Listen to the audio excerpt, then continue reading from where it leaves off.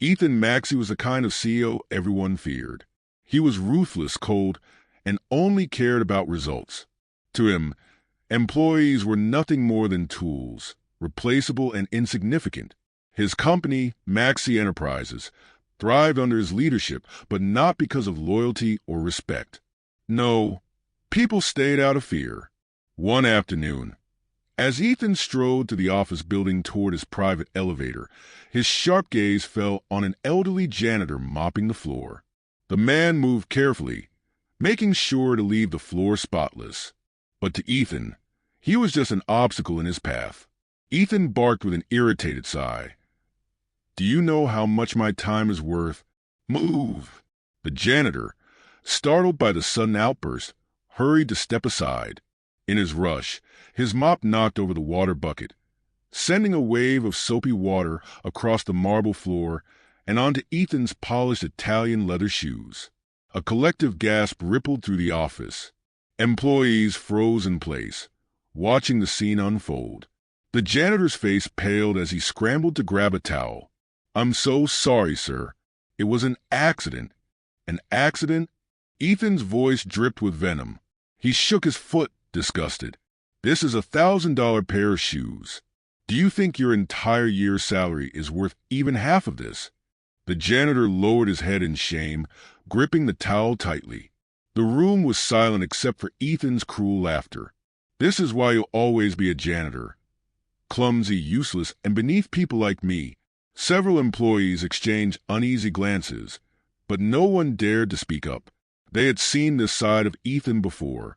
He thrived on power and humiliation, and if they interfered, they could be next. The janitor took a deep breath and met Ethan's gaze. There was no anger in his eyes, just a quiet wisdom that made Ethan pause for a fraction of a second. But before Ethan could process it, he scoffed and turned away. "Clean up this mess, and next time, stay out of my way." As Ethan disappeared into his private elevator, the janitor sighed and resumed mopping. But little did Ethan know he had just humiliated the one man who had the power to change his life forever. The next morning, Ethan Maxey arrived at work, expecting another day of complete control. His assistant informed him that the board of directors had called an urgent meeting. Ethan barely acknowledged her, brushing off the concern in her voice. To him, meetings were nothing more than a formality, just another opportunity for the board to admire his leadership and profit-driven decisions. With his usual arrogance, he strode into the sleek, glass-walled conference room, expecting to take his usual seat at the head of the table.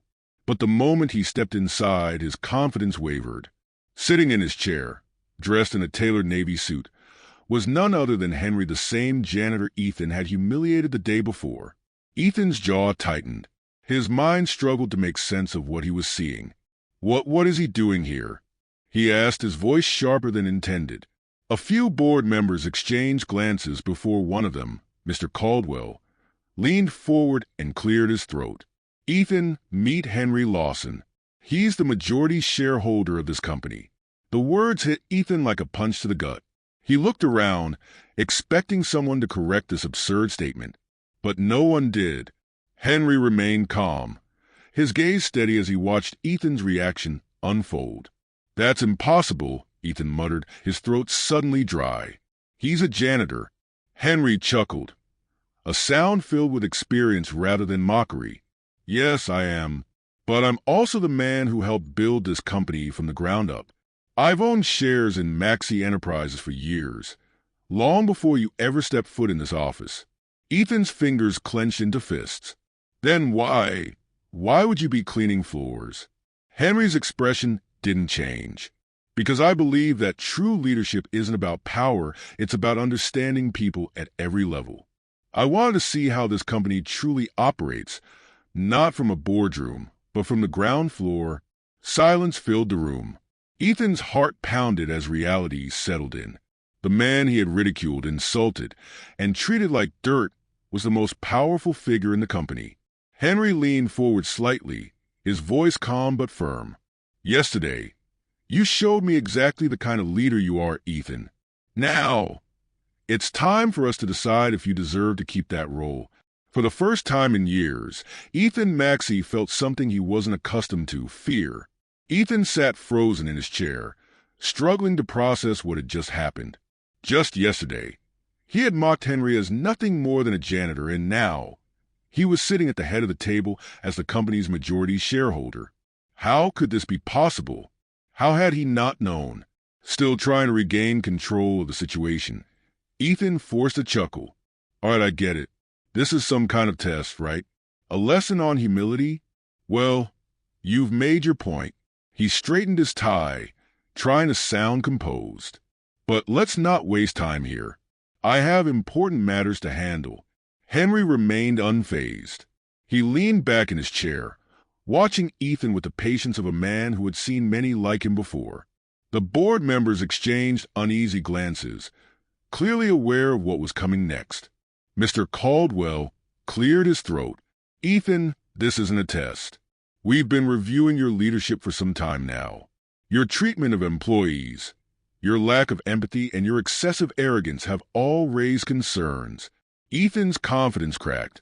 He looked around the room, searching for support, but no one met his gaze. Henry clasped his hands together. Ethan, yesterday, you humiliated me over a spilled bucket of water.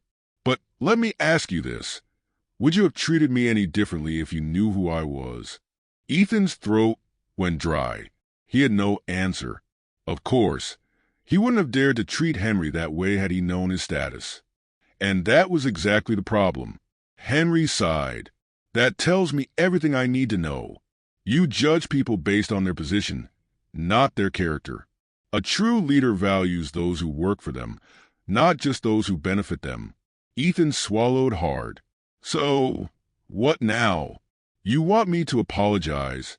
He let out a strained laugh. Fine. I'm sorry. Henry shook his head. This isn't about an apology, Ethan. It's about accountability. His voice turned firm. Effective immediately, you're being suspended from your role as CEO.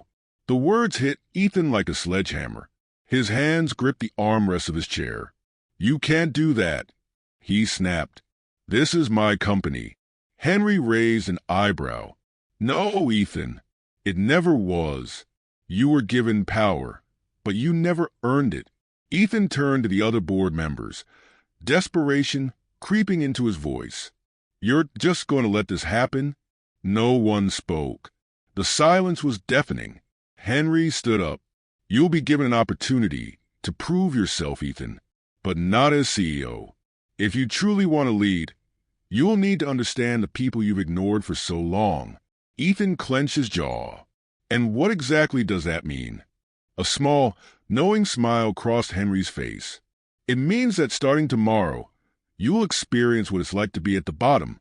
Ethan's world was crumbling around him, and for the first time in his life, there was nothing he could do to stop it. Ethan Maxey had never felt so humiliated in his life. Just days ago, he had been the powerful CEO of Maxey Enterprises, feared and respected by all. Now he stood in the very same building, but instead of commanding meetings, he was pushing a cleaning cart, dressed in a gray uniform with a mop in hand. Ethan felt the stares of his former employees as he walked through the halls. Some whispered, others smirked, and a few, the ones he had mistreated the most, seemed to enjoy watching him struggle. Look who's scrubbing floors now, one employee muttered as he passed. Ethan's face burned with embarrassment, but he gritted his teeth and kept going. He wanted to prove that he could endure this, that he could rise back to the top. But he quickly realized that the job was harder than he had ever imagined. The janitors worked long hours, cleaning up after employees who barely noticed them. His back ached from bending over, his hands blistered from scrubbing, and worst of all, no one treated him with the respect he once took for granted. For the first time, he felt invisible. As days turned into weeks, Ethan started seeing the world differently. He noticed the exhausted mother working 2 jobs just to provide for her kids. He saw the security guard who greeted everyone with a smile, even though no one ever asked how his day was going. He realized that the people he had once looked down on were the ones who truly kept the company running. One evening, as Ethan was cleaning the boardroom, Henry walked in. He watched as Ethan wiped down the long table, his movements slower, more thoughtful. "Well," Henry asked, crossing his arms, "what have you learned?" Ethan set down the rag and took a deep breath. He no longer felt anger or resentment, just understanding. "That respect isn't something you demand. It's something you earn," he admitted. "And I never earned it." Henry nodded approvingly. "Good. Then maybe you're finally ready to lead." Ethan frowned. "But I lost everything. No one will ever see me as a leader again." Henry gave him a knowing smile. "True leadership isn't about a title, Ethan. It's about how you treat people when no one is watching. If you truly want to change, you'll find a way." Over the next few months, Ethan did just that. He listened, he learned, and he worked harder than he ever had before. And when the board finally reinstated him as CEO, he was no longer the arrogant boss he once was. Rather, he emerged as a true leader who valued respect, humility, and the people who had once been invisible to him. Have you ever experienced or witnessed someone in a position of power mistreating others, only to later face a humbling lesson? How did it change them or you? Please leave a comment below, and if you've not subscribed already, click on the like button, then subscribe to our channel. Thank you.